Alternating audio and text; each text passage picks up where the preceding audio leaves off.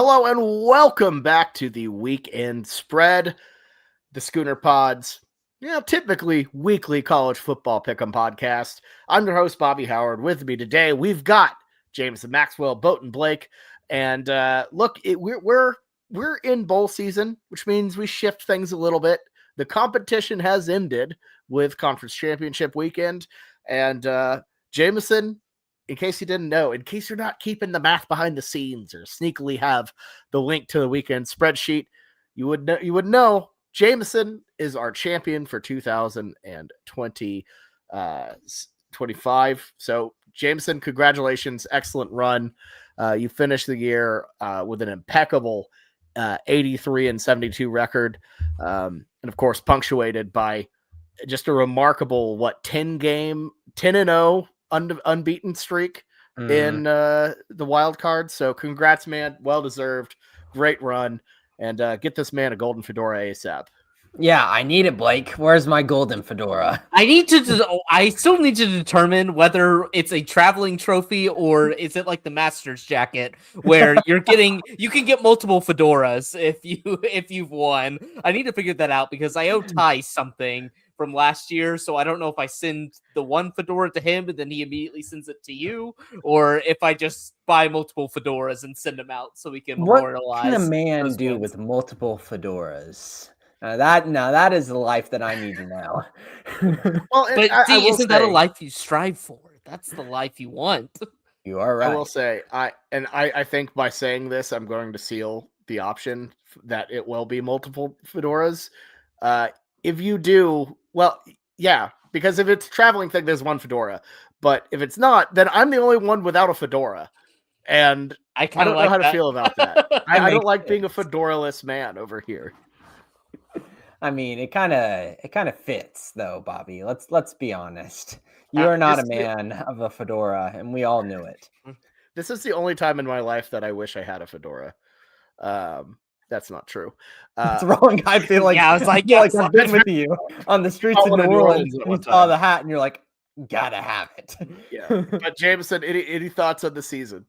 No, it was actually a really great season. It was a lot of fun. I think that the wild card picks, where we picked our own picks, were really fun as well, and we got off to a good heater. Bobby the opposite of me, and then I went 10-0 in my first 10. I want to give it a shout out to South Florida football. Today of all days when they got absolutely blasted. Hey, it just showed you how much Byron Brown meant to that team, Blake, because Gaston Moore could not do it for them versus Old Dominion Monarchs. But I love you, South Florida Bulls, and I'll see you next year. You're telling me USF has a generational season this year and they don't even get to 10 wins. That is just so sad. Their over-under was 6.5. That's Byron Bum effect. He's sitting out because he's leaving. He's not even a true Bull anymore. I guess he's hitting the portal, which I thought he had eligibility. New York. No, what? What? Oh my God. New York. I think we could probably cut off talking about South Florida. I don't think Byron Brown has any more eligibility, though. No, yeah, we mercifully need to end any talk about USF. Thank God. I read one way too much.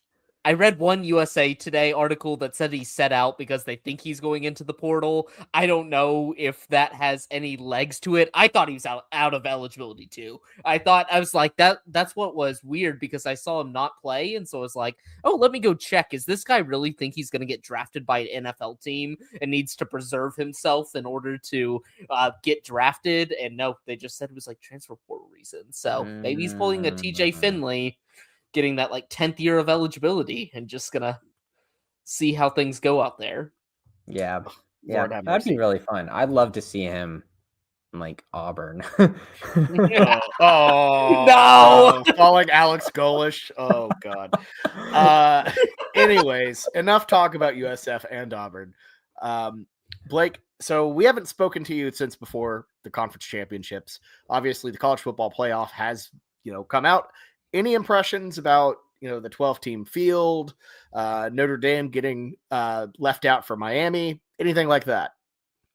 Look, this process is flawed, and I think there's two things that I kind of recognized. Was one, it makes zero sense why Notre Dame's not in above Miami. I know it's because they didn't want to have to make the distinction of taking out an ACC team, but the fact that you release weekly rankings every single week and you have Notre Dame above Miami, it makes no sense you swap them at the last second. I don't care if because BYU losing artificially removes them from this and now they're being compared together. That makes no sense in my mind. If you thought Miami was the better team because of that head-to-head win, you put them above Notre Dame, and maybe you put BYU above them and see what happens. But this just really shows like kind of I think this year really highlights the fact that this committee has no idea or methodology what they're doing on a week-to-week basis. They're kind of making it up as they go and hoping that the final results of conference championship season kind of aligns with what they were doing. This year, they kind of got caught with their pants down. I think they put BYU there and then forced them into a decision that they weren't prepared to make and then just arbitrarily switched them at the end. I think that was wrong. And then I think we're probably going to see some change. I don't know what specifically, but 2G5s this year just feels very, very, very wrong. The G5, like I'm always a supporter of G5 football. I think there should always be one automatic qualifier spot for them. But people acting like the G5 football of the TCU days is what it is now is you're being moronic.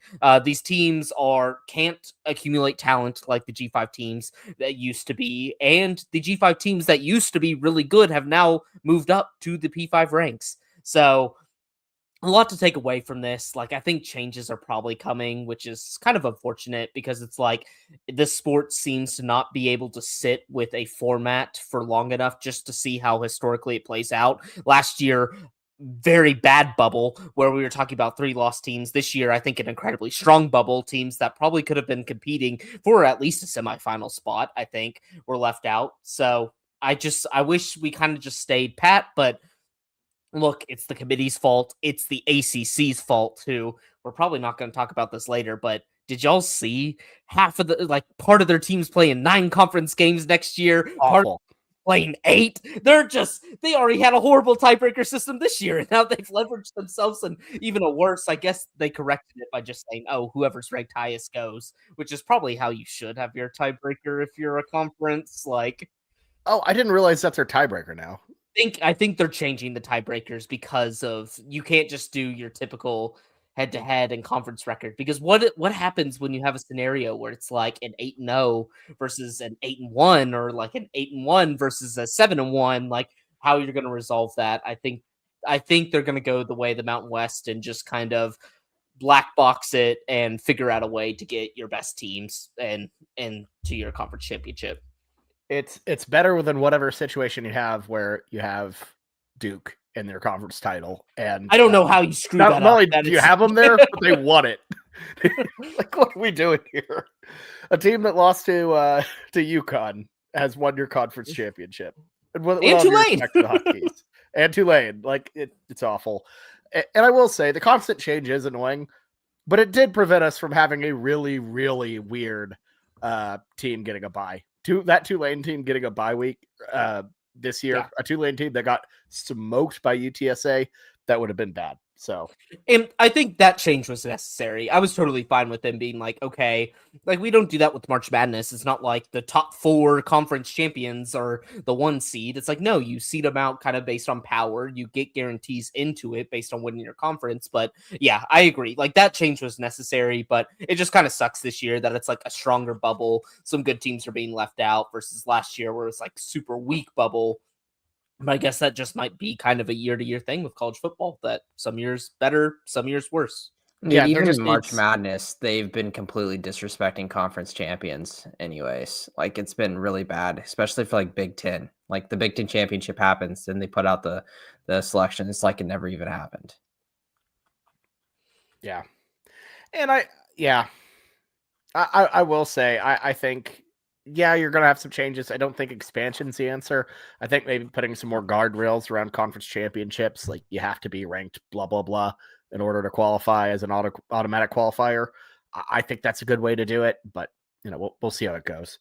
It does really suck that it's like at the end of the day, the G5 is the one getting blamed for this when it's very much an ACC problem, that it's like you created a mega conference and had bad tiebreaker rules. Like, conferences, go back and look at your tiebreaker rules whenever we have situations where it's coming down to 3, 4, 5 teams at the end of the year that don't have many similarities with one another, have the same records, and are vying for 2 spots in your conference championship. It just, these mega conferences, it makes no sense why you don't have clear ways to delineate this at the end of the day. It's a second straight year where the ACC has failed to produce a proper champion, and it's the second straight year we've had this issue. Clemson getting in, they weren't worthy of inclusion in the tournament, and obviously Duke clearly was not going to be worthy of it, so thankfully they had Miami.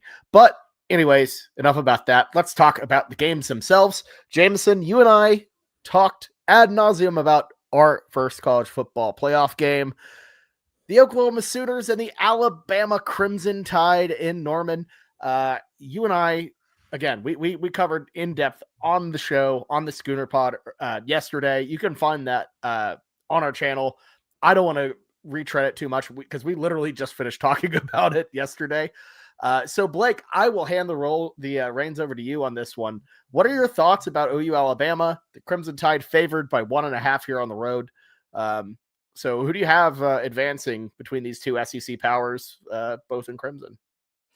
It doesn't make sense to me why Alabama's favored. Like, I get the power rankings and how they determine these lines, and it's probably a little bit more about talent roster than what you've done for me lately, but it makes no sense where I feel like the first round playoff game, it is a huge advantage to be hosting at home with an OU squad that has proven that they have the most, I think, elite defense in the nation.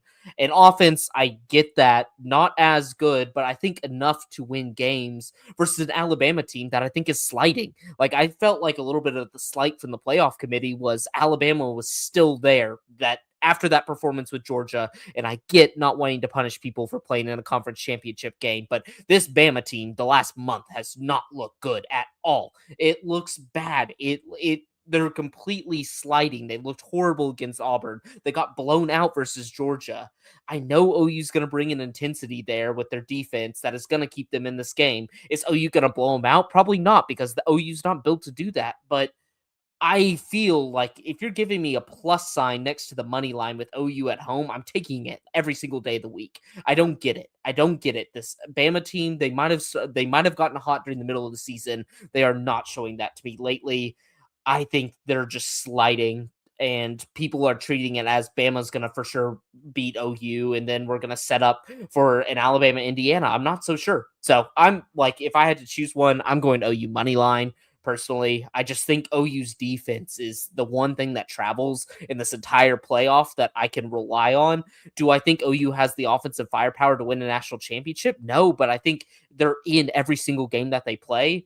I'm taking the Sooners. This line just feels disrespectful when I looked at it.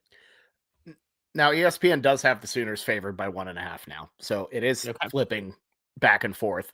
But I mean, I don't share the same amount of confidence as you do. I still have OU, not to spoiler the other podcast, but I think, to me, the defense is going to come to play, and I think it's going to be a really, really exciting game. And I think you can get Ty Simpson make some mistakes. So yeah, and I think momentum is a huge thing that we don't talk about enough whenever it comes down to playoff sports, because the way you end the regular season, it doesn't just go away now that you're in the playoffs. Like, all the problems that Alabama had, that is just tape that teams like Oklahoma and the brilliant mind of Brent Venables can go and look and say, look how many weaknesses that this offense had with the quarterback with the slipped disc, and I can make them really uncomfortable really quick with a one-dimensional offense right now. And I think that momentum is just a sign of weakness that we can attack. Well, and it's also not like the old days where, your gap between the conference championship and a major bowl game or a major, national championship playoff, whatever, that's like a month-long gap. Typically, Alabama had a bye week essentially before Oklahoma. OU has two weeks to rest, and it just feels a little like it feels like it hasn't been a lot of time for the Tide to, recover and figure that out. It's not the same type of process. So it's a quick turnaround. You're on the road. It's gonna be tough for Alabama to win. Home team's undefeated last year, so hopefully OU can keep it up. This is going to be an unbelievable environment, though. I'm beyond excited. We're going out to stake the tailgate tomorrow. Apparently, the stadium is just decked out with like college football playoff banners. Like I've never seen anything like it before. You got it like hanging over, the edge of like both sides of the clock tower have them, like the front end, kind of by the scoreboard. Like they've transformed it, from what I can understand, and it's going to be like something we've never seen in Norman. I think the environment's going to be there, and so I'm with you. If we had just listen to the other podcasts, but I think we're all on the Sooners here. Let's move on to the other marquee round one matchup. It's the Miami Hurricanes, who have just slid right in, hopped over Notre Dame, as we talked about earlier, heading to Kyle Field to take on the Texas A&M Aggies. This one kicking off at 11 a.m. Blake, what do you think about that? This matchup's going to be very fun because I was like, I did not want... Or are you talking about 11 a.m. in general? Specifically the time. We'll get to the game. The game. I just want to hear your thoughts on the time. I feel like, are we just is college football just trying to dodge the NFL at this point? Yes, it is. And that sucks. Like, I want these to be, like, this should have been a night game. OU should have been a night game. It sucks that OU was put on a Friday, but I'd rather have OU Friday standalone game versus one of these 11 a.m. games. It makes absolutely no sense. It's where the NBA, I understand, probably runs against the NFL a little bit more because you have a little bit of overlap. People love college football and they love good college football games, and it's not ensuring that any of these NFL games are great. So I don't like the 11 a.m. It just doesn't. This game should have all the juice. You should put, not to spoil anything, but like James Madison, Oregon at 11. Or how would they put James Madison, Oregon at 11 a.m.? I think they're guaranteed with the time zone that they're going to be out of it. It's Ole Miss Tulane should be in the 11 a.m. Yeah, I'm fine with that. I'm fine with that, but it makes no sense why we're putting our marquee. This feels like a big nude move, not a college football playoff move. Yeah, college. And I understand like the NFL is a juggernaut. I understand you don't want to take them head on, but at some point, we're in a world where multi-view is a thing. We're in a world where, honestly, if you're a college football fan, you're going to want to watch the big games regardless. And I don't love the ducking move. I think it's a little annoying that your biggest stage is having to duck around who's the night game, that game, like just some crappy, I don't know, Chiefs game. I don't care. I'm gonna oppose you guys on this one because I don't think the playoffs, whenever they had these scheduled out, they went out and made the time slots for this way before the field was set. They did not anticipate James Madison and Tulane being two of the games here. But here's the thing. Here is the thing, though. They kind of did anticipate the time slots because ABC was always going to be the noon game, and then the True TV TNT games were always going to be the two later ones. So they intentionally dodged the NFL. They could have still put a really good matchup at the 2:30 matchup and been just fine. Like I don't know. I mean, like obviously, like whenever you give this, I'm going to, for the business aspect of it, put my worst games at night. It's not like it's being scared or anything, but you have two crappy games, and then I might as well put my best game whenever I'm going to get the most viewership. It's not playing scared; it's just playing smart at this point. I know, but that's scenario they would have three stellar games on Saturday, and they wouldn't have to worry about this. That's the problem, is we're just in a business simulation and not thinking about what would actually be fun and cool environments and stuff like that. Like, I get it. Your rating number is probably going to be bigger in this 11 a.m. slot than versus our, maybe not as much the 2:30 slot, but nighttime you're up against Bears Packers. Like, that's a major game, like huge playoff implications. Like, it's going to suffer there. But like, that's the problem kind of with the sport, is everybody's making business decisions and not what would be cool atmosphere or just like kind of service the people that actually like the sport, instead of just trying to like grab your Joe Schmo. Yeah, that's true. That's true. Enough about the TV, though. Let's talk about the game. Jameson, who do you like in this one? I'm gonna be honest with you.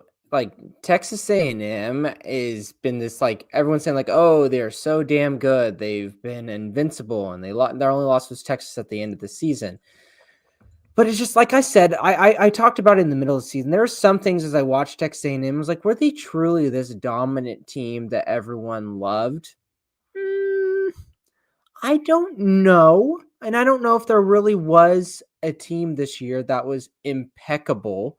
I'd give a lot of credit to Indiana and Ohio State, but I feel like every single team in college football showed their weaknesses this year. And I think Miami, despite their really bad hiccups, have showed some really, really big strengths that can give big time teams like Texas A&M some problems. I think the way they ended the year versus Pittsburgh and absolutely dominated them on the road, I think that we just can't just say, oh, Carson Beck had a good game there, but let's not forget about that Louisville game. I mean, like, I think that they've got a talented defense. They've got a talented roster, and I think Miami can keep things interesting here. But when it comes down to it, with the spread being 2.5 points or 3.5 points, I still think that's just too much here. I think that the book is giving enough respect to this Miami team, maybe just not enough for the media. So give respect to Miami, but I think Texas A&M squeezes out a cover. Yeah, I think this is going to be a remarkable game. Miami definitely has the horses defensively, especially to hang with Texas A&M. And ultimately, I think this game is going to come down to which quarterback makes more mistakes. Is it Carson Beck? Are we going to have a bad Carson Beck game? Kyle Field, obviously brutal place to play. He never had to play them with Georgia, I believe, because Georgia has never played Texas A&M at Kyle Field, which is still hilarious. Still insane. I know Texas has, Georgia has gone to Texas and played them both. They played them in a conference championship game. They've played them in Georgia and they've played them in Austin, all before a team that joined the conference in 2012. That's just crazy. But anyways, I feel like, to me, Beck is more liable to make mistakes on the road. I think it's going to be a big game. I think Miami shows up for this. I don't really think you can fault them for the SMU and the Louisville hiccups, because Miami's at their worst when they're overlooking teams.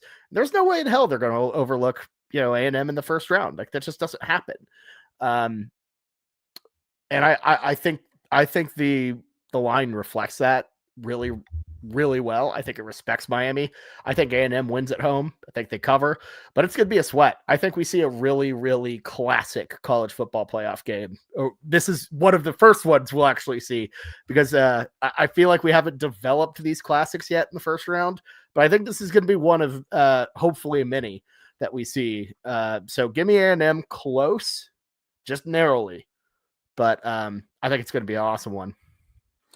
Yeah, like, my main thing is I want to see what Miami does in a big time game. And I know they played in a big time game earlier this year with Notre Dame coming into their house to start week 1, but that's week 1. The pressure's kind of off when you're scheduling those good games. I know it mattered this year, but I think the thought process behind it is it's kind of a gauge to see where you're at. If you lose, it's not going to hurt you too much. Win, it really helps you. But that's the thing with Miami. It's like, I don't know how Mario Cristobal is going to coach himself in these big games. He just seems to always make the wrong decision whenever his team is in a close one. Granted, usually these close ones are these ACC matchups where they were heavy favorites, and somehow, like, UVA is in their house, like, winning by 7 with like 2 minutes left. I am intrigued by that coaching matchup because I just think Mike Elko's the way better coach when it comes to actually the X's and O's on the field. But I do have my concerns about A&M. It's like A&M, although the defense I think has been a little bit leakier than usual, your typical Mike Elko defense. The offense has been humming, but they face kind of an elite defense in Texas, and Marcel Reed did not look confident. He's not really built to come from behind and really just will this team to victory. I think this game comes down to, can A&M pounce early, get Marcel's Reed confidence up, and he's kind of in cruise control when this happens. I know we've seen him get punched in the mouth versus South Carolina, but South Carolina's defense was nothing to be scared of coming into that second half. You felt like you still had a chance here. This Miami defense, way closer to Texas than it is South Carolina. I think Texas A&M wins here. I'm confident just because I think a little bit personally, I want to see them move on, and I just think Carson Beck, I just like the combination of Carson Beck and Cristobal in a big game. I just don't know what that recipe is going to produce, but Miami's really well-rounded. It's like, really, besides the games they dropped, they've looked great this season, but I don't know what team's going to show up. I think A&M narrows it out, but like Bobby said, I think we're gearing up for an instant classic here. I think this is two teams that it's like kind of stylistically maybe a little bit different. It's like A&M's relying on this heavy offense, where I feel like Miami this year, although Carson Beck in that offense gets a lot of praise, their defense has been kind of the one to hang their hat on. Styles make fights. I like this fight. I'm taking A&M, but I think we're going to get an instant classic in this game. Yep. Really, really looking forward to this one for sure. Let's move on to our next one. And these are kind of the two not so great college football playoff games that we're discussing. It's a rematch. It's the Tulane Green Wave heading to Oxford to take on the Lane Kiffinless Mississippi Ole Miss Rebels. Again, like I said, this one was a rematch, not even particularly close. It was one of I remember it well because I picked Tulane and it just got slaughtered. It's awful. Ole Miss, a 17.5-point favorite in this one.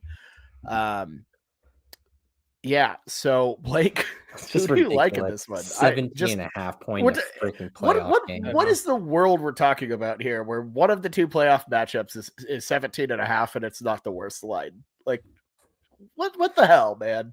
That is kind of the problem, I think, with this modern day system is it just doesn't generate these two games. Like, imagine if replace Tulane with Notre Dame and then replace Oregon with BYU. You kind of have, like, I'm not trying to just force the G5 out of it, because they're not going to get forced out of it completely, but we're talking about two significantly better matchups that we're much more excited for. But I think, like, at the end of the day, I know they've played before. I think John Summerall is going to be a great coach in the SEC, and I have no doubt about it. But I just feel like, and I think this will be a good test case to see, and Bob Chesney's kind of doing the same thing. They're trying to do two jobs at once, whereas Pete Golding and those guys at Ole Miss, they're doing one job. They're rolling forward even without Lane Kiffin. I just think this one's going to be another blowout again. It's going to be really sad, but I didn't see anything from that Tulane team that after the Ole Miss game, I was like, wow, this team is significantly improved. I'm so much more excited to see this. Like, Jake Retzlaff was Jake Retzlaff. This Tulane team still had their downs even after that Ole Miss game. They won a harder American this year. I will give it that. Like, USF, Memphis, UNT, like, all very solid teams, but all their coaches were also looking at other jobs too. And so I just think John Summerall, like, he got the better job. He's the best of the bunch. But yeah, I think Trinidad Chambliss, Pete Golding, I think Charlie Weiss Jr. came back for this game to call it. I don't know. There's enough continuity there that I'm just like, this is not the game to be worried about Ole Miss with. It's looking like the one that has the most expensive ticket prices too, that Ole Miss fans are still very much fired up about this game, that it doesn't look like these ticket prices are dipping. I just think Tulane's in over their head. I think probably my hot take is they fare worse than the other G5 team in this, even though I know Ole Miss is not as good of a home environment as Oregon, but it just feels like this one means more to them. So I think Ole Miss comes out, lashes them, shows that, or I think tries to show that Ole Miss is more than just Lane Kiffin. And I think this one's going to be a bloodbath. So I'm taking the Rebs. Blake, I love that you said the thing. I don't know if you know it, but you said the thing. I'm with you. I think this is a situation where Tulane is running into a buzzsaw. The emotions, the environment. I mean, Vaught Hemingway is not exactly like a crazy or like stadium by any means. It will be for this. They have been overlooked, downtrodden, and I will say, if that offensive staff was not allowed to come back, from, LSU. I would be, maybe giving a little bit more pause into Tulane making this a close game. And I think Tulane will be better, but I don't think they could have been much worse than they were earlier this season. Ole Miss wins. I think they cover the spread. Trinidad Chambliss, just absolutely just an incredible player. And, across the board, this is a team that's pissed off and, ready to prove something. You can tell it from everything they've said about Kiffin after leaving. This is not a team that had a bunch of defections by any means on the, personnel point of view. So yeah, Ole Miss covers 17.5. Feel very comfortable saying that.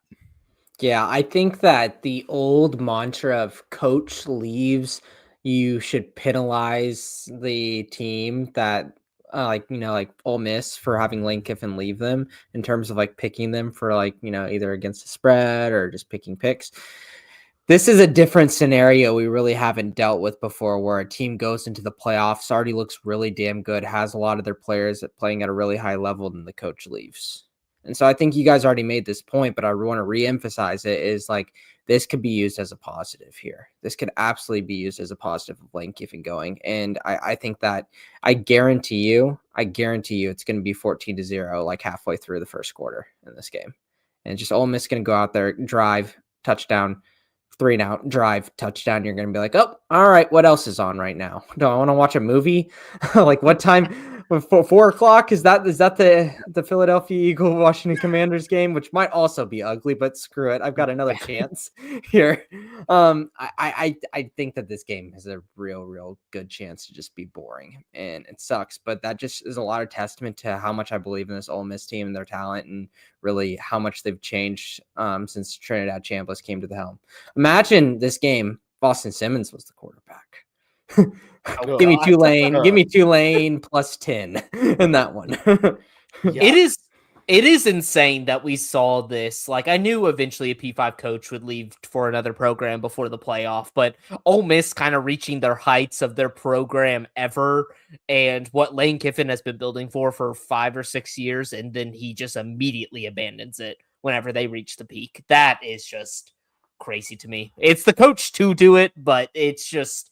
that is still a wild thought of just modern college football, that it's like, imagine Gary Patterson leaving when he gets TCU to the Rose Bowl, like right before that. It doesn't compute in my head, where it's like you go to a program that doesn't have traditional success and you get them to the top and then immediately quit. Yeah, they got to change the recruiting timeline, the portal timeline, all of that stuff, and hopefully that could fix these problems right now. It'll make front offices and boosters less desperate at this time of the year. Problem is, they're still student athletes and they're still students, and you gotta abide a little bit by the semester schedule, which you have to almost like move the season a little bit up, just to like a little bit of breathing room, maybe. I don't know. We can totally move the season up. It's very doable. Yeah. It's tricky though overall, but just a genuinely just a mess. And it sucks that, I mean, these are two programs that have had, some of the best seasons in their history. I mean, Tulane for sure, Ole Miss for sure, and both lost their coach. And we're about to talk about a team that lost their coach again. Their ex coach is, off running a powerhouse, but we'll see. So let's move on to our final college football playoff first round game. It's the James Madison Dukes, the first team from Virginia to make the college football playoff right there. Take that, Hokies. Take that, Cavaliers. They're heading to Eugene, Oregon, about as far as you could go, really, to take on the Oregon Ducks. This one, I believe I saw it was Oregon as a 21-point favorite here at night in Eugene. 21 points on HBO Max, baby. You can find this one 6:30 p.m. Central. Lord have mercy. Where was I at? Jameson? Who do you like here? Give me James Madison to cover the spread here. Give me something dirty going on. And we haven't really seen it a lot towards the end of the season. And maybe I might be just a ball not knower and I haven't done the research exactly right. Why? But Blake, the backup quarterback for the James Madison Dukes? I do. Didn't he start at one point this season? Yeah. And so Matt Sluka, right? Yep. And so they have, Traitor. I watched Traitor. a lot of that Louisville game, and they played him a lot in like wildcat packages and run packages and made things really, really nasty. And they really kind of went away from it towards the end of the season. I'm like hastily typing right now behind just to make sure he's not like in the portal right now. Because He should be done with eligibility at this point. Like, but I think this is not good analysis because he's done nothing for recently, but they've got something in their back pocket to where I feel like that they can go out and they can make something a little bit dirty to keep it just close enough to cover this spread. And I think Bobby already alluded to this too, y'all already did too. I just believe in the want to a little bit more from James Madison right now. I just think that they've got a little bit more juice than the Tulane team whenever you're comparing Tulane to Ole Miss and then James Madison to Oregon. And I think Oregon's more of in a slip-up spot than Ole Miss would be, right? Like Ole Miss, you said, like this game means so much to them. Nothing to do with Tulane. It's just going out and commanding respect from the public. Oregon could be sleepy Oregon, and they could be looking towards the future right now. And who cares if you lose this game by 17, but the bettors do. So I think James Madison keeps it close enough, backdoors it or something, and keeps it within 21. I mean, I would say that about most normal teams, but I feel like I just feel like Oregon, the way they operate against, inferior opponents, especially when we're talking about like a G5 or a Oklahoma high class. What? Or an Oklahoma State, kind of Or an same Oklahoma category State. as G5 right now. Or Montana State. Let me just raise my hand and say, do you remember whenever we picked that game on the spread and Blake picked Oklahoma State to cover versus Oregon? Talk about a game that ended fast. I think it was like 21-0 within 5 minutes. I had a few of those this year that I chose that just ended within about 10 minutes of the game time starting. And they happened to be ones that had a little bit of emotional investment, whether it be that Fresno San Diego City game or that Oregon Oklahoma State game. I was like, the number's too big. They have to cover. And yeah, that one was just immediately over. I made that mistake, though. I feel like I made that exact same mistake with Oregon and Montana State. I was like, Montana State will find a way. Nope. Oregon just finds ways to blow teams out. Dan Lanning is going to find a way to, I don't know, he's going to find a way to like gaslight his entire team into thinking that people think James Madison's going to win. I like Oregon 21. I don't love it or anything. I wouldn't bet this one because it's absurd.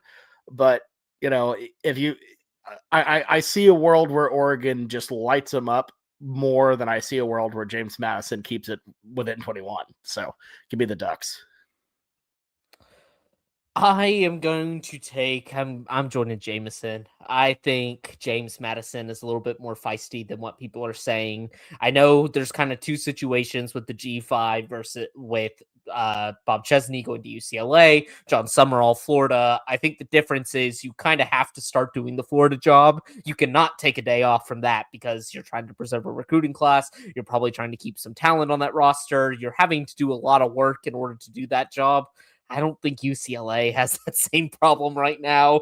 I think they're more hoping Bob Chesney in the future turns that around, but there's not much to preserve there. Like Florida has talent on that roster that you would love to keep next year. I think UCLA is pretty fine with departing for most of it, but really what comes down to me is when I was looking into this game, James Madison, one of the better run stopping defenses in the G5, which is the way in which Oregon excels versus these bad teams. And sure, they've run down these like G5, low P5, hasn't been a competition, but the games they haven't covered this year, they've been limited in the run, which I think is what James Madison goes after. I think this offense has enough firepower with Wayne Knight as running back.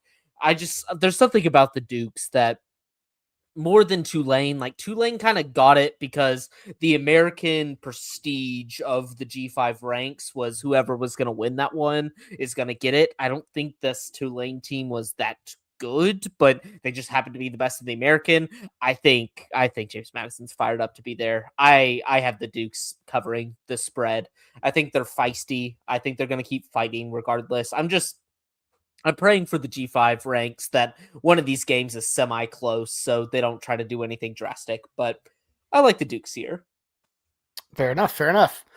All right, now it's time to just swan dive into some bowl game slop, boys. The best time of your life. Slop. It's the most wonderful time of the year. It's the Xbox Bowl. We're going straight from the playoff to the freaking Xbox Bowl. Yeah, we're picking all of these bowl games from here till the 27th. So if you are here for the playoff stuff, well, you know what to do. But we're diving into the Xbox Bowl. We got the Missouri State Bears against the Arkansas State Red Wolves. They actually have an additional trophy they're bringing down for this one. I guess this was a rivalry because, bordering states, et cetera. This one, the only bowl game on Thursday, December the 18th. So tomorrow or today, depending on when you're listening to it. You can find this one 8 p.m. Central on ESPN2. What's the line for this one? I have the NFL scoreboard up. That's not good. It is Missouri State 1.5. Thank you, Jameson. Blake, let's running through these quickly. Let's just do random, just free fire stream of consciousness on this. Anyone know the coach of Missouri State, the interim head coach for them right now? Oh, shoot. No. God, I know Arkansas State's coach, but let me tell you, his name is Nick Petrino. And you're no, it's Bobby Petrino's kid, right? Because Bobby Petrino was there for a little bit. Oh my God! So Nick Petrino is gonna go out and get them a win. Oh my gosh! Look up a picture of him. Oh my God! Spitting image. It is Petrino time, baby. I'm gonna go with Butch Jones of the Champions of Life here. Although this is Missouri State's first ever bowl game. No, I'm switching back. I'm going Nick Petrino to win Missouri State's first ever bowl. You never forget your first time, like I said on that podcast yesterday. This one's going down at the Star, right, Blake? Yep. Oh, God. Honestly, which is better than what we typically get, which is FC Dallas's stadium in Frisco, which usually hosts a bowl game and hosts the FCS championship game. Like, I think I'd rather have it at the Star, but I don't know. Choose your vague North Dallas suburb forum. They could put it at South Lake High School and be just fine here. Yeah. Allen's up there somewhere. Oh Lord. Blake, who you got? I got Butch Jones. Talk about some guy that is passionate about his team. Got him. I will say though, for the ball knowers in this room, look, the bowl games aren't as great as they used to be. So what we're pivoting to now, FCS playoffs. You got to be watching that stuff. We got what is the Montana State game? Is that Brawl of the Wild? Brawl of the Wild, 3 p.m. on Saturday. That should be, honestly, probably you're watching that over Tulane and Ole Miss. I'm gonna say it like that. That game has it has the cheapest price to get in, and Montana's $600. Like, this is a crazy game. So pivot to the FCS playoffs, my friends. Fair enough. And hey, not only that, but you're forgetting our Illinois State Redbirds, who've made it to the semifinal after Villanova beat them in round 1. So there you go. It's a quality win, Blake. If they win the Natty, I mean, that strength of schedule obviously doesn't matter at this point because we're already in the playoff. But oh my God, you got to feel good about that. Oh man, and I last week came out of the gate saying Tarleton State is killing Villanova. I should have put my mortgage on it. Nope, they lost. They lost outright. They got up by 2 scores and lost outright. Maybe we should just invest in the FCS playoffs at this point. Yeah. Do some preview episodes for them. God. All right, next up, we got the Myrtle Beach Bowl. It's Kennesaw State, their first ever bowl game against the Western Michigan Broncos. This is a Friday, December 19th game at 10 a.m. Central on ESPN. Yeah. I will say, here's the thing. If you're an OU fan and if you're tailgating, this is awesome because we actually have a bowl game to watch. I was so worried when we got put on Friday because I'm like, we're not going to have anything to put on the TVs. We're not going to have anything to watch. But all of a sudden, the Myrtle Beach Bowl is now everything to me from 10 p.m. to whenever it ends. So I'm locked in on this one. Blake, tell me, who do you like here? I know we're trying to free flow talk about this. Do you have any insights on this so I can use them whenever I may or may not be wagering on them? Honestly, this is just actually a good bowl game. Like, we get the Conference USA winner versus the MAC winner. I think kind of the two lower conferences. This is just a damn good football game where guys are going to care about this. We heard about the Kennesaw State piece where it's their first bowl game, and they were so bad last year, but their coach kind of running a little bit, I guess, of like the Jamie Chadwell option offense, but with a little bit more passing flair. I like it there at Kennesaw State. They extended him, gave him the big raise. So did Western Michigan. I'm going Kennesaw State because it just feels like every game I bet against them this year, they just win outright or they get very close. When they played Wake Forest at the beginning of the year, kept that one close.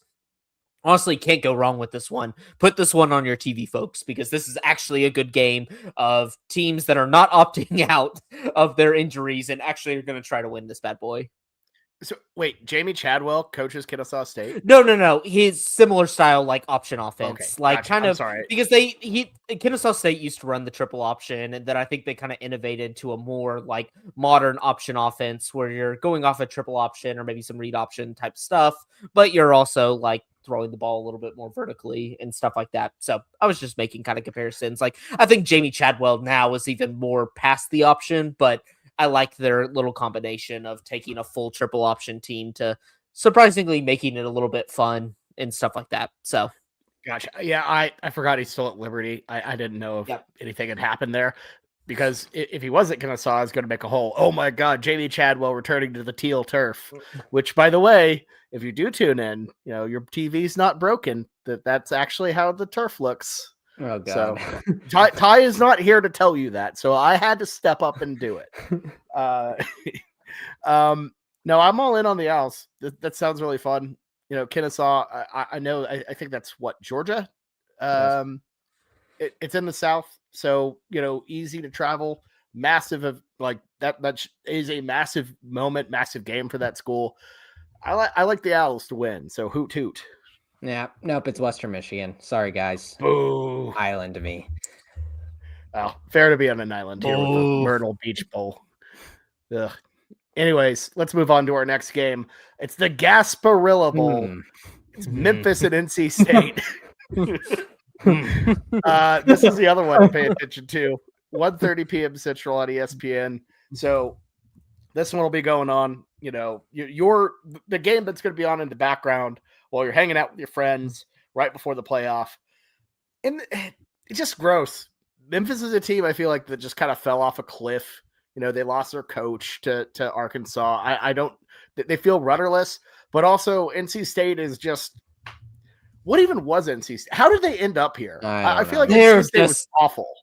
Dave Doran should have been fired, I think, a long time ago, and he's still there, and they just are.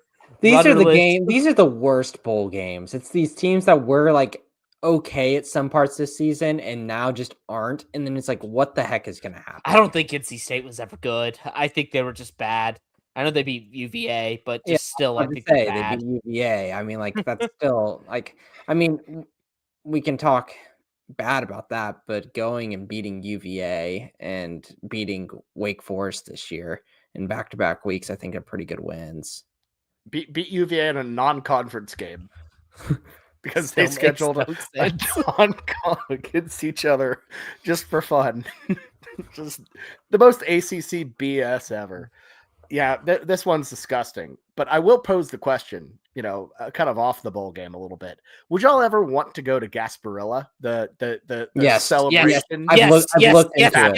Yes. Yeah. No, we need to get our little group text together and like plan a Gasparilla trip because that just feels very piratey, feels very fun. I mean, Blake, your literal entire moniker is pirate based. Of course, I know. I was I was hoping that Jameson, I know one of his residency programs was down to Tampa potentially. And I was like, not praying because I'm glad I know he loves DC and the greater Virginia area, but I was hoping for a little Tampa Bay so we could go down there and do a little fest together. That would have been fun. That would have been very I was whenever I was going through applications there, I was like, ooh, now that would be so cool. And we could drink some grog together, my boys. Forget, I actually have family in Tampa. Like I know people who do the Gasparilla stuff. Yeah, so we would have, like, I don't know if we'd have a place to stay, but we probably don't need to stay with people if I'm Gasparilla. No. But anyways, yeah, we should do that. Sidebar over. Who are we picking here? I really do not know. No idea. This game absolutely sucks. I think it's the go-to is just NC State. Like, Dave Doran's coaching for something. I don't think they're good, but he's still fighting. Like, they should have made a bowl game in the first place, and they were still fighting like hell towards the end of that season. I think with Ryan Silverfield gone, I don't know the status of Brendan Lewis, but I bet he doesn't. I don't think we've known his status for the past month. Like, he's just been kind of whether he feels like he's going to play, and this does not, the Gasparilla Bowl doesn't feel like a time where he's really going to send it and say YOLO on this one. I just think NC State's the safe bet. I think they're the very safe bet. I love Memphis' trajectory. I love the hire of Charles Huff. I will say that from Southern Miss. I'm like, he did great things at Marshall, then got hired by the worst program in their conference, immediately made Southern Miss good. This guy seems to know how to make bad teams good, and now he gets the FedEx money at Memphis, one of the best resource programs in the American. Memphis is going to lose this one. I think their future stock way high. I like it. I like NC State there. I'm with you. You've sold me.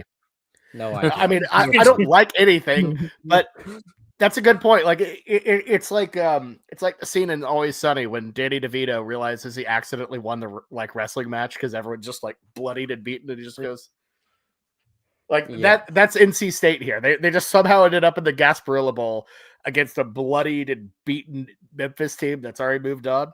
There you go. Congrats, you won the Gaspy Bowl. Let's move on to the famous Idaho Potato Bowl. This one, a future Pac-12 matchup between Washington State and Utah State. You can find this one Monday, December 22nd, 1 p.m. Central on ESPN. Now we're kind of getting into like the random weekday games. You're going to have an appearance from Spuddy. This feels right. This feels nice.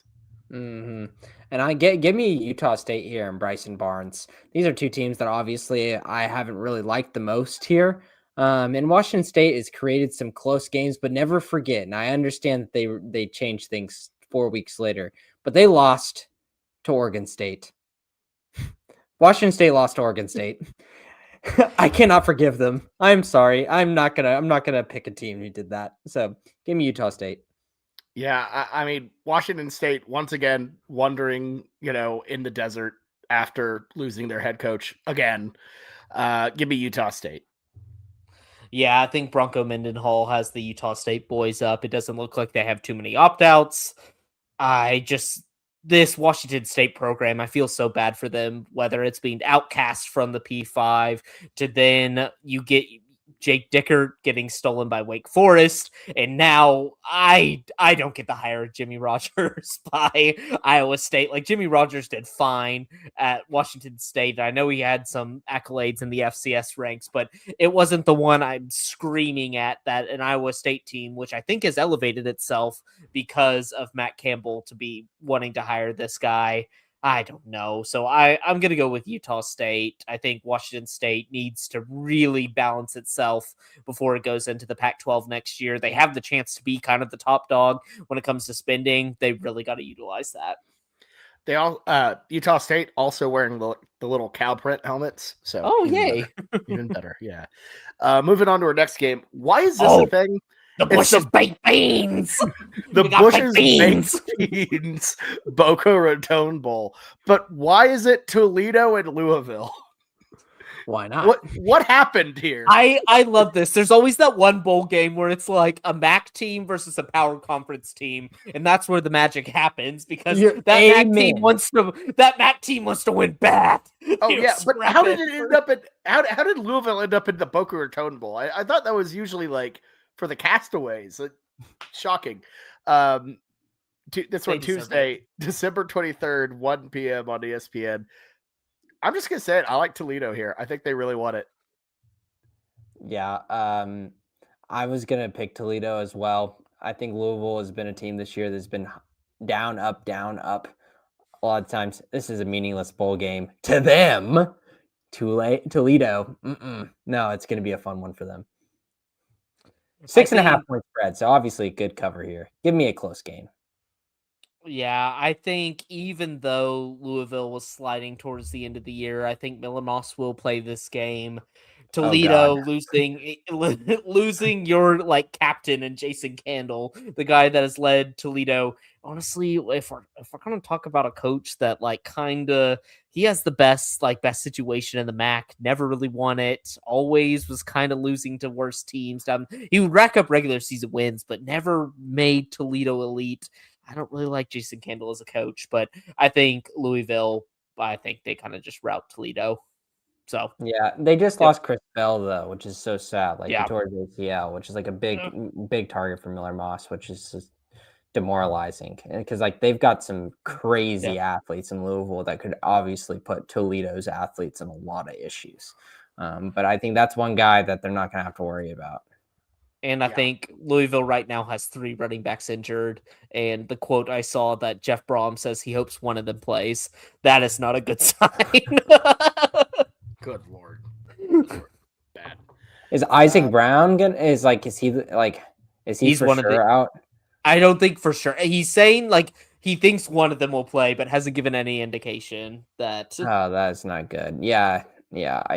He's been out for a good minute. Man, they really got injury bit at the end of the season. I will say, massive missed opportunity that they're not dumping an entire Gatorade jug of beans on someone after this one. I know. Bobby loves his baked beans. I hate beans. You can get into this game by bringing a can of baked beans. Yes. Baked beans to it. So, do you get to keep the beans, or do you have to turn the beans in? I hope they turn them in and donate them to like a food shelter or something. That would be very nice. That would actually be very Bobby's nice. like, way to make it realistic and nice.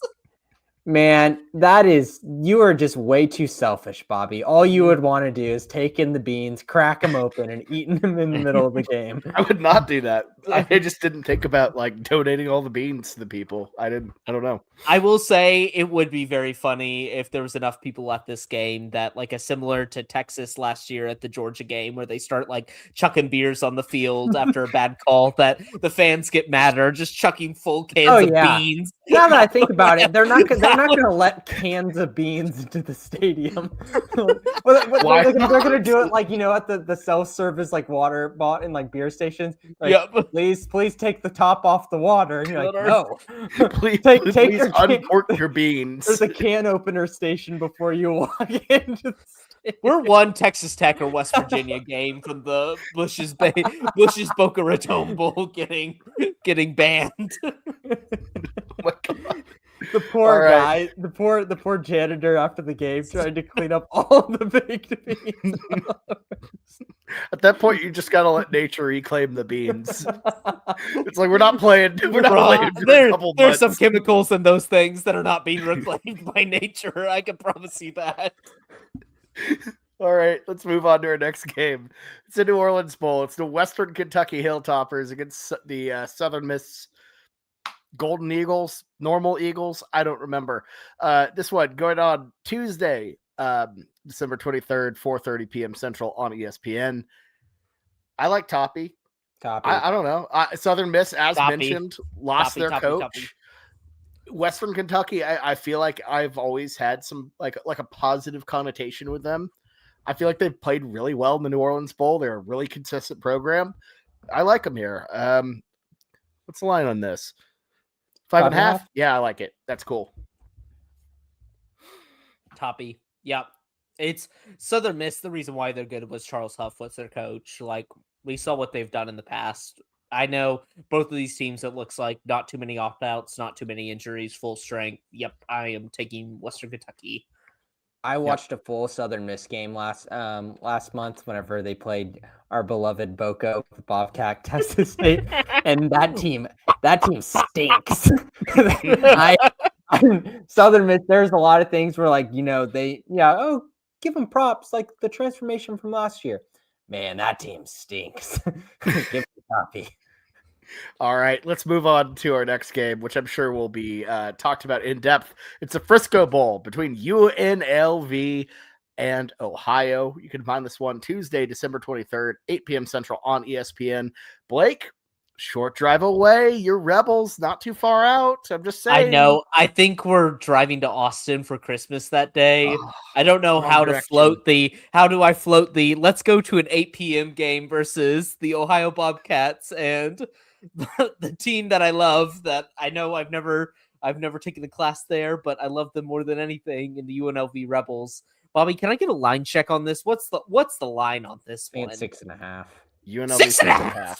Oh my Lord, have mercy! We might be putting a mega max bet on this UNLV squad. What are you? Two teams that have 0 opt-outs, but Ohio randomly fired their coach today. Yep, I am taking UNLV. I am taking UNLV. This might be mega max bet of the whole bowl season. There's always one of these games where you can really exploit the line. It's the Rebs. The Rebs are going to roll them. Oh my God, I didn't. Well, yeah, UNLV. They didn't have a coach fired. I mean, that's a pretty good plus. And it's one of those sketchy ones where it just says review of allegations. And they fired him for that. Yeah. The line opened at UNLV 3.5. Serious professional misconduct and participating in activities that reflect unfavorably on the university. Oh yeah, Ohio's cooked. Like, there's a chance this game. Like, what if they just decide we don't want to do it? Never mind. Yeah. I really don't want to do it, but I'm picking Ohio. No, okay. You planned on doing it the entire time, and no, we just gave you a full slate of why you shouldn't do it. Yeah, not a good look right now with the coach, but let me tell you about this UNLV defense, Blake. They're piss poor. I don't care. care. They will kill this team. And let me introduce you to C.A. Bangura. C.A. Bangura is going to run for 200 yards on this UNLV team. And Parker Navarro, the quarterback, is probably going to run for another 100. God, I can't believe he's still kicking. C.A. Bangura left Ohio and then came back. Like, hell yeah. Wild. All right, moving on to our next game. It's the Hawaii Bowl. It's Cal versus Hawaii on Island. You can find this one Wednesday, December 24th, Christmas Eve, 7 p.m. Central on ESPN. I don't know. I want to go Hawaii on Island, but Cal's weird. I don't know. Hawaii. This feels like a Hawaii. There's too many injuries. There's too many injuries with Cal, and we kind of saw them slide at the end of the year. I think this Cal team is going to be sneaky again, kind of lethal. The fact that they got their quarterback back and they have him signed up, like he was the freshman of the year awards didn't highlight really any of the good freshmen. It felt like this year, no one watches ball who votes for those things. So like, I know what they're doing. Hell, even like that's the thing is like even if you're box score watching or you're just looking at you're looking at games and results, Bear Bachmeier did not get nominated for that award, which is insane when you look at the freshman that was nominated for that. But I think this is just an obvious Hawaii spot. I think Cal, even if Hawaii loses this pick, you pick Hawaii here. It's like just in good faith. Yeah, it's Cal 1.5 is the line. But, I mean, shoot, you actually have a transitive property situation here. Hawaii beat Stanford week 0, and Cal lost to Stanford 31-10, a couple weeks ago. Give me Hawaii on Island to, win an essential home game. I don't see a lot of Cal fans coming out here. And if Hawaii does win, I think they should get the little axe that Stanford and Cal play for just because they swept the rivalry. So Good Is on them. Sagapolatelli going to play in this game? I have no They're idea. thinking so because he did re-sign with them, so it'd be weird that he didn't. Yeah. But I don't He's think it's young, so, like there's no reason for him to sit out a freaking bowl game. He's a freshman. Yeah. But in college football nowadays, I wouldn't doubt anything. Yep. To tell you the truth, they've been treating him obviously like the cream of the crop of Cal. Obviously, they should. But I mean, who knows? I don't think it's the most ridiculous thing in this era to say that a new coach coming in wants his star quarterback to be set in a relatively meaningless bowl game. I don't think that's like the craziest request in the world when we see some of these opt-outs these days. So, but also playing on like in the Hawaii I think Bowl, so. Hawaii, I think it means a lot. He's from too, Hawaii. That's the Yeah, thing. It's like I think he's probably going to play. You know, I and imagine the smart pick is to pick Cal here. Like I think that like if he plays, like he could put a big thing, and there's gonna be. Oh, now Jay, I might switch. I'm switching to Cal. I'm switching to Cal. I think it's just out of principle. You pick Hawaii, but I think this guy could go put on a big show, and then everyone can go crazy about it, you know, and that'll be the talk, because it's legitimately the only game on for college that day, so it's going to be a talking point. That's a good point. Damn, that's a good point. Out of principle, still sticking with the Rainbow Warriors, but yeah, good point. I think it'll be interesting though. Let's move on to our next game. Oh boy, it's the game above Sports Bowl. The artist formerly known as the Motor City Bowl / Little Caesars Bowl. It's a Central Michigan Chippewas. What they the hell killed game my above? sweet. I don't know. My sweet boy in the. They look how they massacred our boy, the Motor City Bowl or the Little Caesars Bowl or whatever it was called. But the game, what I don't know. This sucks.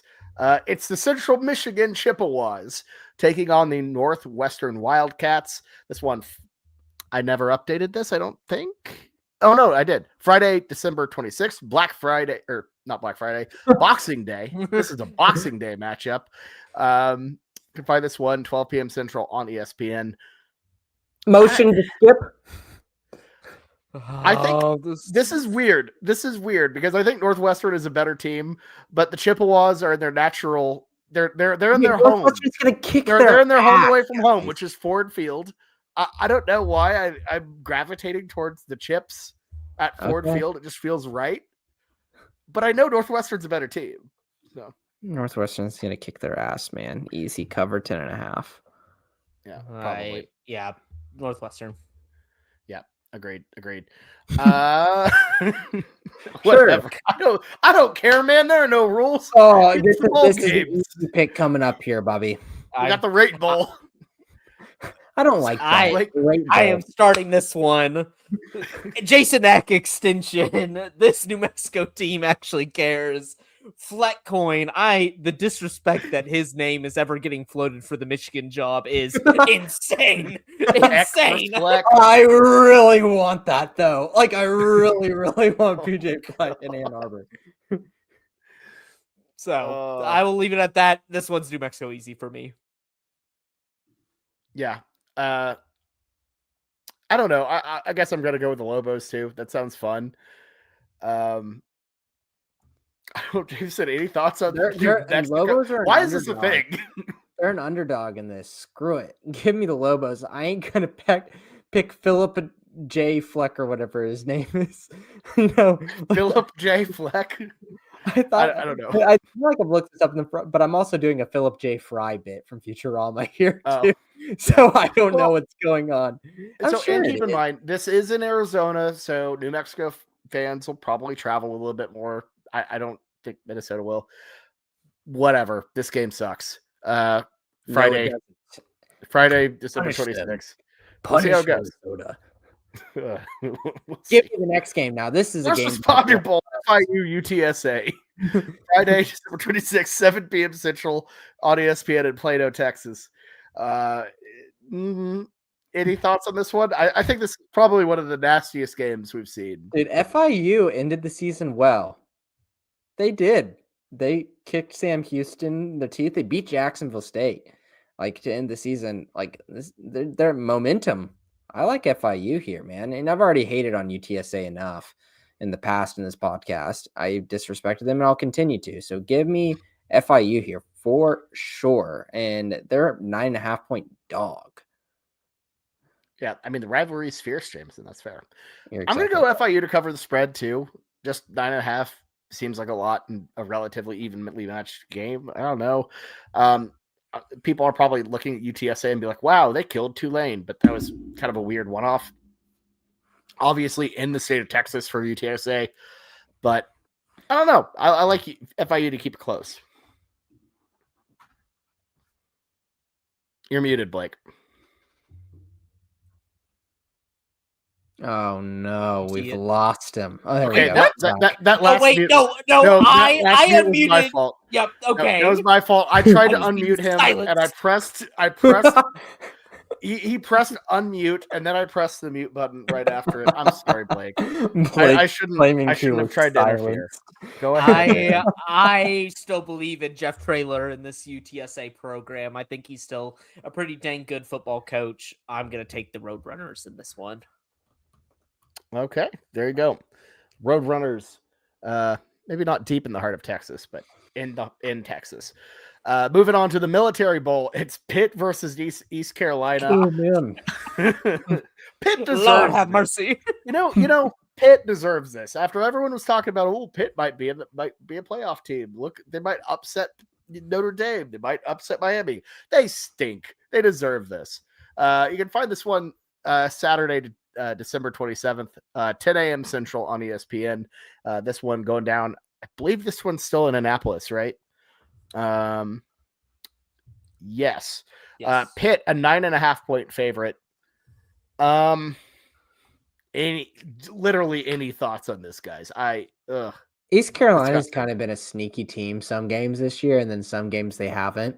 So I have no idea there. Mason Heinzel got hurt in his last game, and I think that's a guy that we've obviously versus stellar opponents. I was disappointed, obviously his performance versus Notre Dame, but versus moderate opponents, he looked pretty good, obviously, as a freshman quarterback.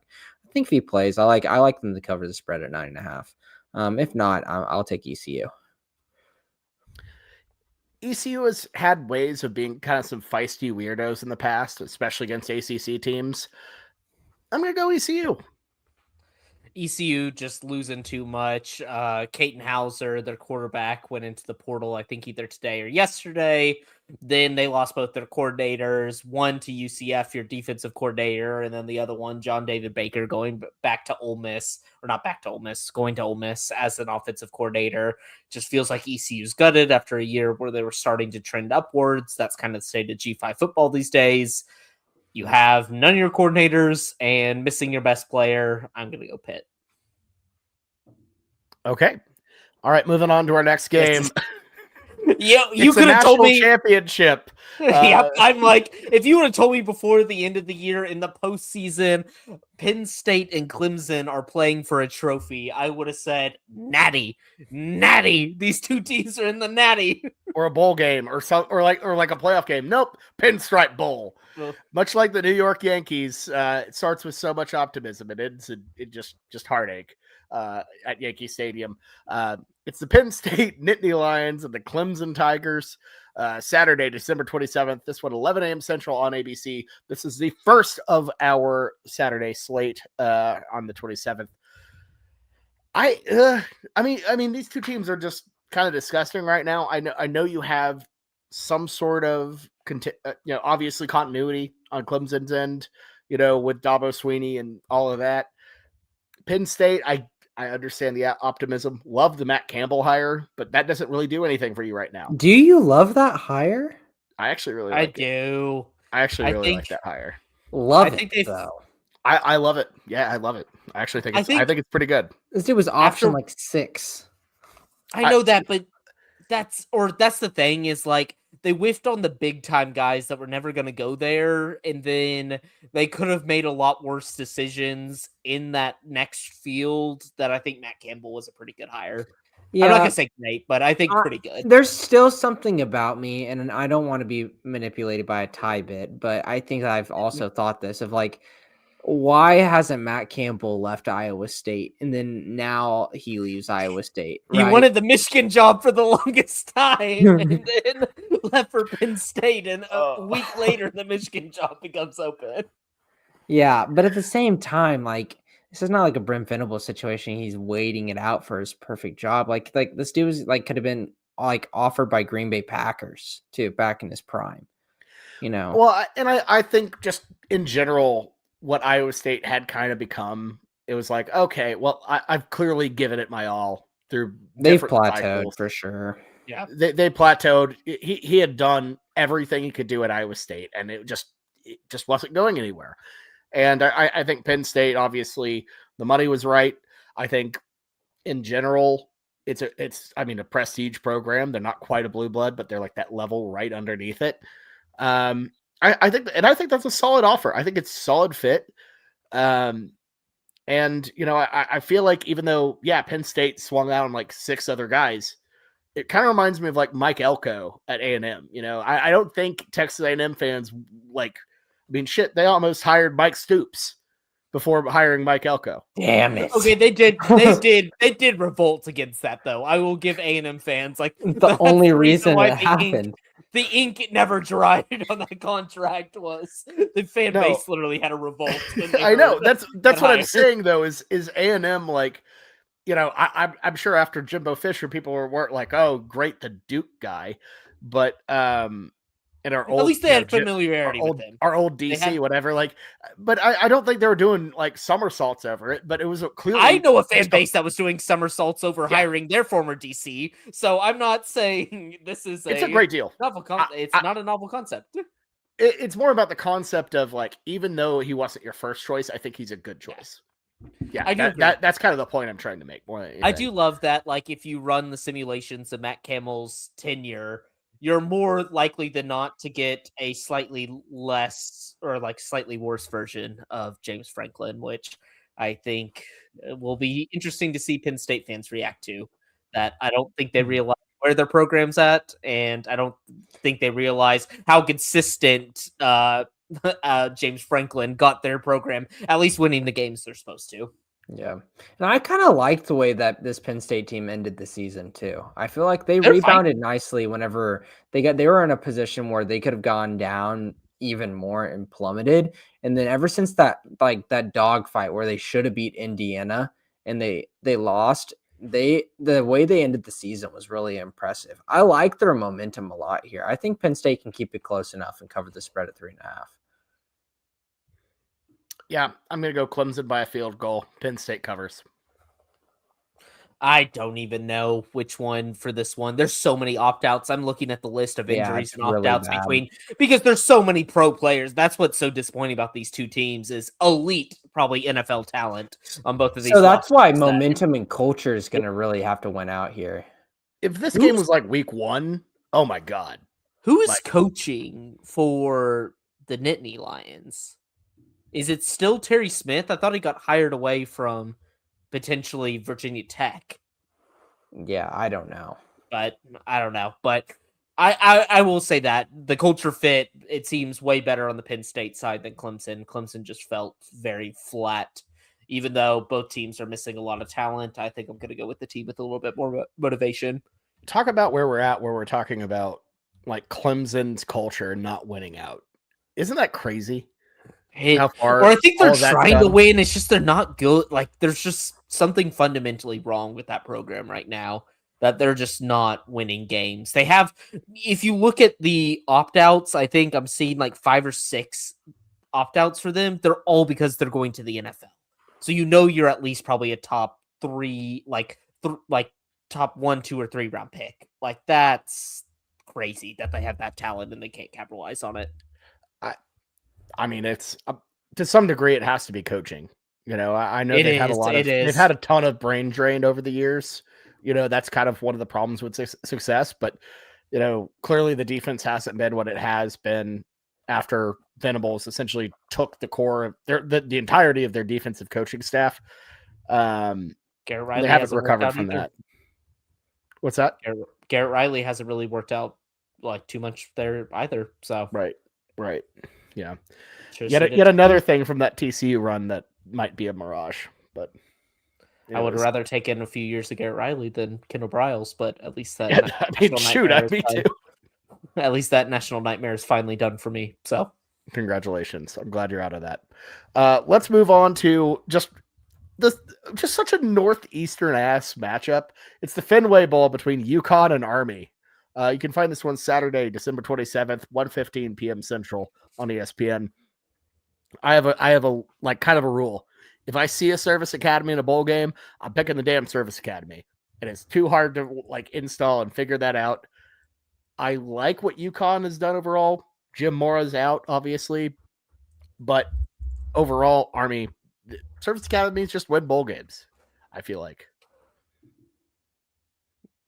Yep, that's Bobby said it perfectly. This UConn team is gutted with Jim Mora going to Colorado State, Samus going to TCU.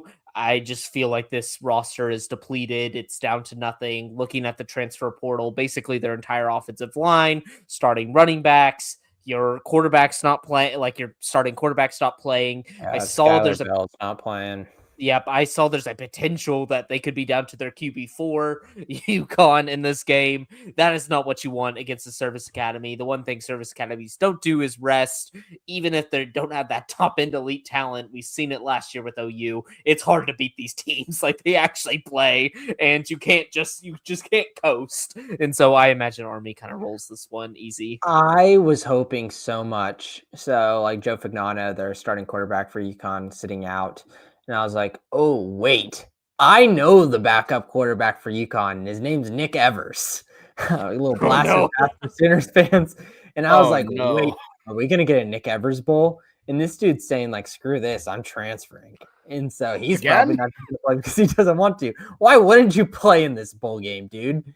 Like I would like, if you have an opportunity to go out and play, do it. That's tape for you. I know. Especially a backup at UConn. Like, we're not talking like it's like Georgia's backup where you actually have some market. Go out there and ball out.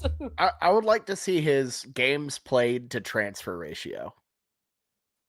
He's had a weird path, man. Like individual transfers. Yeah, I don't know. I'm not trying to knock the guy. But... People should learn from Miller Moss that Miller Moss came out in a Holiday Bowl and just absolutely balled out, convinced USC to get the starting job. He didn't work out there. It's still got a bag at Louisville. Go and ball out in a game because some power team will bite on you if you just go out and show up for a game. That's really how it works. Like with this limited tape run with quarterbacks, people are willing to take chances. So I don't know. Yep. Right. Agreed. Let's move on to what honestly is an awesome game. Great. Could have been way better if Notre Dame was in. I'm just saying. But I'm still very hype about this one. This is still going to be really, really good. It's a Pop-Tarts Bowl between Georgia Tech and BYU. Ranked matchup. I believe ranked matchup. You can find this one Saturday, December 27th, 2:30 p.m. Central on ABC. Man. So my biggest questions, guys. Who is Georgia Tech? Like, are they playing their guys? Haynes King, Justice Haynes, are they in? Supposedly Eric Rivers and Haynes King and Jabal Haynes. Or no, Jabal Haynes I think is opt-out, but I think Haynes King and Eric Rivers might play. So yeah. That's fun. But even I think I think BYU should handle them because Georgia Tech, I just talk about spoilage. Like I'm not quite there with them. I don't know. The BYU has some potential opt-outs. I think Chase Roberts might, LJ Martin, the running back might, but really? But I still would be a big deal.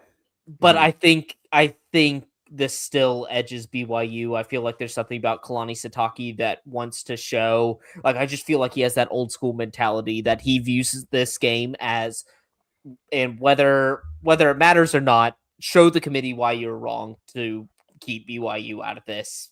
And I think he's still truly in his heart of heart. And I kind of believe it too. Like you ran against a Texas Tech team you don't match up against and boohoo, but you honestly did great. Great against your schedule this year. I think you had a better case than Miami or Notre Dame that got in. But I think Kalani Sitake really cares about this game. He was never going to opt out of this thing. They're going to come out hard. I like BYU. Yeah, I like the Cougars here. They've been excellent against everyone but Texas Tech, which I think is by far the best team that was outside of the Big 12, outside of the Big 10 or the SEC. And you know, if you're missing the old style bowl games where two teams really just give a damn about this is for you. This feels like one of those old school classic bowl games where both sides have something to prove. Both sides are going to be going at it. You're going to see a lot of the players you saw during the season. You know, both coaches are old school. I'm very excited about this one. I think BYU definitely talented enough. I think they get it done. Georgia Tech did not impress me late. That Pitt game just still has just such an awful taste in my mouth from all of that. So yeah, give me BYU to win, despite the couple opt outs there. So,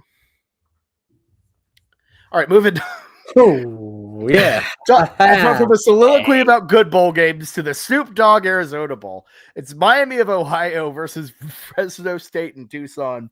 By this one's 3:30 p.m. Central on the CW. Yikes.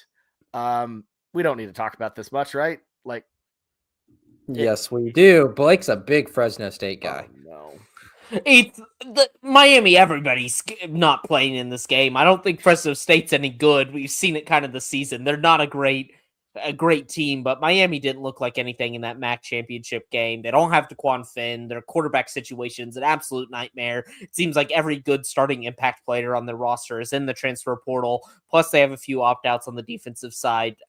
Fresno State's at least playing a kind of a full roster. So, yep, I think this one's just take it. They're on the West Coast. Maybe some Fresno State fans travel. I don't know, but I think I just give the edge to the Bulldogs. Yep. Yeah. Fresno. EJ Warner still playing? Nope, we got benched. Well, all right. it looks like he started in the last game. Oh, did he? Came back. Maybe he got injured or something. I assumed when he wasn't playing that he just got benched because that man was a nightmare. He got benched and then ended the last two games of the season. God. Lord. He's so bad. I like Fresno State here. I like that one. All right. It's on the CW. I can't. His only win versus His only CW. Too hard to stream. Their app is trash. Bro, Again, the man is penultimate just over the air channel. It is not meant to be a streaming app. It's like saying PBS has a bad streaming interface. It's like I that was never deleted the their intent, app. my brother. I knew that I could try to work it again and watch another game, but I deleted it because I don't want to accidentally fall asleep and wake up to 7-7 playing. I'm done with them. Oh God. Get reruns of the Green Arrow. Let's move on to our next game, please, for the love of God. Woo! Oh no, the North Texas Mean Green, and everybody's favorite Mountain West team, the San Diego State Aztecs. You can find this one 4:45 p.m. Central. 4:45. What the hell? On ESPN. I don't know. Pretty big New Mexico Bowl here. Blake, as a fan of the reigning New Mexico Bowl champions, TCU, what do you feel about this one? Mean Green all the way. I don't care if Drew Mestamaker's not playing. I don't care if half this roster is not playing because they're going with Eric Morris to Oklahoma State. It's gonna be a rout. It's gonna be a rout in the desert. Give me the New Mexico or give me the North Texas Mean Green. This is gonna be bad. This is gonna be ugly. It's gonna be an ugly game. Get ready for a 16-7 win by San Diego State. Nope. You really just outlined why. You really just outlined why San Diego State's winning this game. UNT is -3. UNT -3? Yeah. See, I told you, even Vegas knows this San Diego City team's just straight garbage. Wonder why they got left out of the black box Mountain West playoffs. Aren't they going to the Pac-12? Are they one of those traitorous programs that's going to the Pac-12 next year? They are. I knew it. The seditious few. Because they're all state universities or whatever. And half of them are cities. Yes, it is. It's all the ones that are not states, besides Colorado State. Yeah, it's like Colorado State, Utah State. And Texas State, I guess. But Texas Fresno State, Boise State, and San Diego City all go in there. So, sayonara. Be gone. All right, let's move on to a game with actual power Power 5 teams or Power 4 teams. It's the Virginia Cavaliers, who are in the Gator Bowl after missing their opportunity to make the college football playoff, taking on the Missouri Tigers, who, I mean, they never really had a chance, but they had a pretty decent season. You can find this one, 6:30 p.m. Central on ABC. I'm out on Virginia. I've seen enough. They had their opportunity. They absolutely just let down the ACC as a whole. Just a complete black eye situation for that entire conference. And I don't see how you respond from that. I don't know how you can recover from being on the doorstep of winning the conference championship, something you haven't done for like 50 some odd years, if ever, and you blow it to freaking Duke. Yeah. I don't know what Missouri's situation's like. Drinkowitz finds a way to get his guys up for bowl games. I like Mizzou. Dude, Chandler Morris is trying to get another year of eligibility. Did you see that? Oh, God, Jesus please no. Christ. Are you talking about Chandler Morwins? He could do it. He could come back. I will say he is like the perfect level of college like quarterback that can actually make an impact at not one of the major programs that is kind of worth it. Like TJ Finley at this point, it's like you went to Georgia State and did absolutely nothing.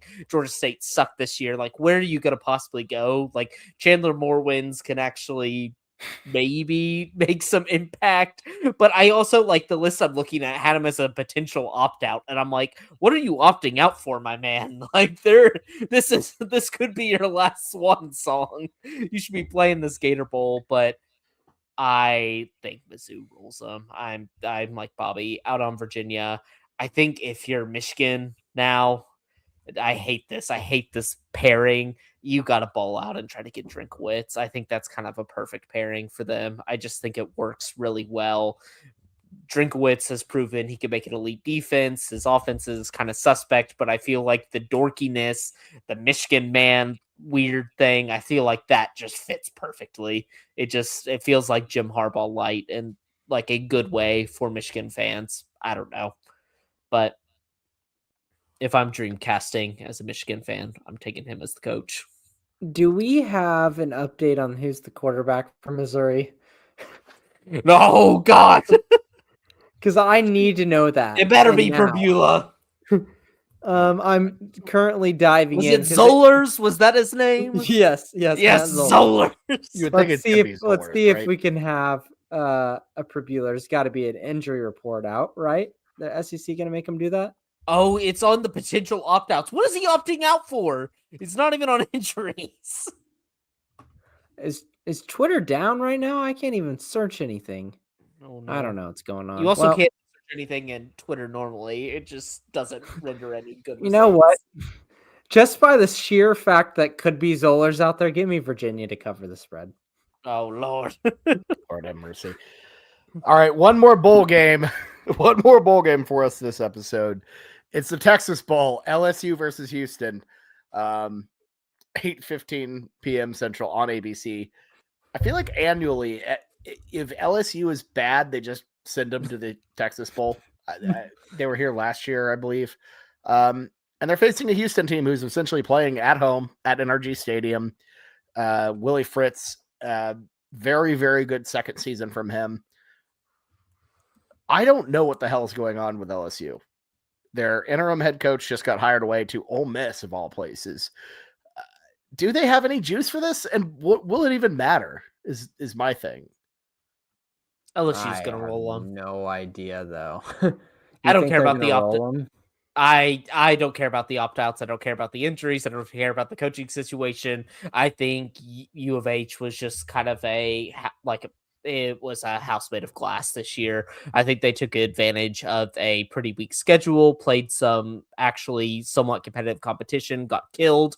The reason why they're in the Texas Bowl in the first place, they probably should have made one of the better Big 12 bowls, is because their fans just, like, even as a school that is three times the size of TCU, like still got passed up by TCU in the Alamo Bowl. Like the U of H was supposed to be the lock of that one. They were a ranked Big 12 team, and they were still worried about the ticket allotments not being sold out from U of H fans. I hope nothing worse for this program. I think LSU is going to kill them.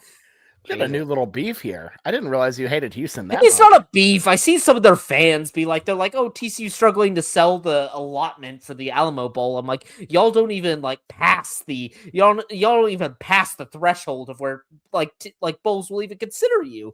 They got passed up by the Pop-Tarts Bowl. They got passed up by the Liberty Bowl. They got passed up by the Alamo Bowl because nobody wanted them in their bowl game.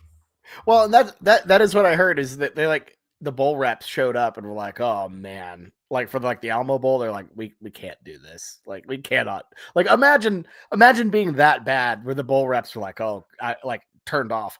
I didn't even know bowl reps really did anything. The bowl reps showed up. They do. TCU, they showed up to that TCU U of H game, and there was as many TCU fans there as a ranked U of H squad. They were ranked this year, and still were getting outnumbered in their own stadium. It's ridiculous. I don't get U of H. I don't get how your school is so big. You have world's smallest basketball facility in order to pack that bad boy out, and then you actually have a pretty decent football team. I think consistently within the American. You have in the past. Granted, you've kind of been more like a James Madison stepping stone program for coaches, but like still good football teams that you don't show out for it. I don't get how you can have a school of that size, and it's like even TCU with our country club crowd that like doesn't want to show up to games still like outranks you. I just don't get that. I don't get that. It makes no sense to me. It's a weird situation for sure. I don't understand it. And, you know, like you said, they got a really good coach in Fritz. I mean, think about the leap that Summerall made, you know, from Tulane to Florida, getting Fritz, who was also just excellent at Tulane, and getting him to come to Houston. I mean, that's a massive coup. And I mean, it's there on the field. Like they're producing results. It might not be pretty and might not be impressive, but they're moving in the right direction in year two. You just have to have better support. So I don't know what they did to piss off those bowl reps, but I didn't know they had any impact. We saw some ReliaQuest Bowl reps at an OU game one time, and they're just hanging around like vultures. They're like, oh, I don't want to be there. So. Jameson, literally any thoughts on this one? Love U of H and the Cougs over LSU. LSU, talk about, you think rolling. I don't think this LSU football team has an ability to roll right now. Like they looked like hot slop versus Oklahoma and still somehow won that game, but it did not look good. U of H, I think that they can handle them. Give me U of H -3. Yeah. Here's the thing too about U of H. I've actually seen them at their peak. Like that OU Houston game in 2016, you know, with I mean Cam Ward wasn't properly playing yet. But you had Ed Oliver and all that. It can be a cauldron of noise at NRG Stadium if they're really clicking. I don't know. I see a world where Houston finds a way to squeak this one out. LSU's already on to Lane Kiffin's era. What's the line on this one, guys? 3 -3. Houston or LSU? Houston. Give me the Cougars. I think it's just going to be one of those like, oh, damn, you know, they actually have something to play for. They're defending a home field, and LSU is just kind of done. So I think that whenever you're talking about the Oklahoma-Houston matchup, were you referring to De'Aaron King earlier? Yeah, De'Aaron King. Yeah. But I was yes, De'Aaron King, and then who did I say instead? Cam Ward. Cam Ward. God, not Cam Ward. Jesus. I was there was a half second. I was like, De'Aaron King. Wait. Yeah. Yeah. Oh, he did play in a program in Texas, but at the FCS level. I was mixing up Incarnate Word and Houston, apparently. Jesus. Honestly, two similar sized programs in my mind. Same area, both red. I don't know. All right. Well, that is all we have for our playoff preview and bowl pick 'em. Wow. Boys, yikes. God. It could Next have been pick longer. that we have, stay tuned for our next pick 'em where we talk Georgia Southern App State. Actually, that's a rivalry game. At least it has a trophy. Like, It's it has 2 trophies on the line. I will say that is one of the better ones. It's Okay, bad. Coastal Carolina, Louisiana Tech. Yeah. Even what was Texas, the- Michigan App doesn't State have like the same barely juice. snuck into that game because Temple didn't call Yep. them back quick enough. Well, there's like 10 teams that like passed them up. Like there's Who so want many me? 5 and 7. There's so many 5 and 7 teams that were just like, yeah, we kind of told all of our players they can go home, so we're not going to your bowl game. I think the only ones that answered the call were App State and Mississippi State. That like one of the extra practices, which is great. Which I don't understand why Baylor was passing people up. It's like they have a coach that still is going to be there next year that desperately needs the practices. Why aren't you using it? But these coaches just, I don't know. Wild stuff. We'll be back. Schooner Pod wise, hopefully we're recapping an OU win and previewing a Rose Bowl matchup with Indiana. But regardless, the weekend spread will be back to talk about the second half of bowl games, the next round of college football playoff games. So make sure to stay tuned for that. But until then, have a very, very happy holiday. Have a great one with your loved ones, and good luck out there, everyone. So, yeah.